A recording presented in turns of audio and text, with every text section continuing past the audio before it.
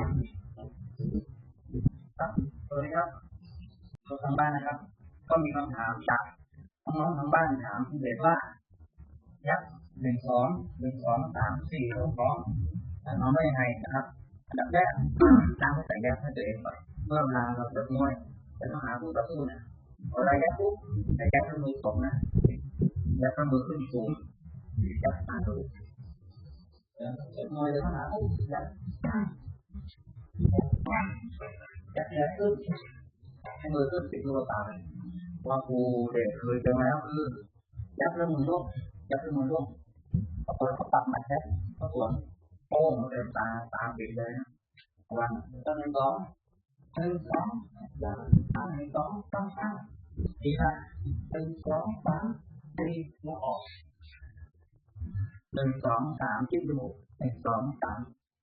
4คือท้องจะลึกออกนะครับทำไมถึงต้องลึกออกดูมันมีตัวตนจริงๆมันมีแผลมีหนานะครับดูครับนะครับจบแล้ว2 3ดีจิ้มท้องลึกออกลึกออกทำไมถึงต้องลึกออกเมื่อจำนวนที่เขาเป็นมวยครับจิ้มหายลงท้องสิ่งที่ต้องลองคือตอบจิ้มท้องตั้งปากอู้เมื่อลงท้องหมัดเราจะจับมากให้เตือนสติเลยนะระวังตอกนะ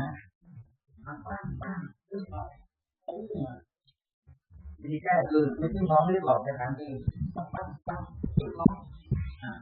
ถึงว่าจะปันมาให้ปันจริงๆแล้วจิ้มท้องโอกาสที่เราฉากออกมันจะระยะนะครับของตัวคือ1 2 3 4จิ้มท้องฉากออก1 2ดี1 2 3จิ้มท้องรีบออกต้องฝึกดูครับ1 2 3จิ้มท้องจับตัวออกนะ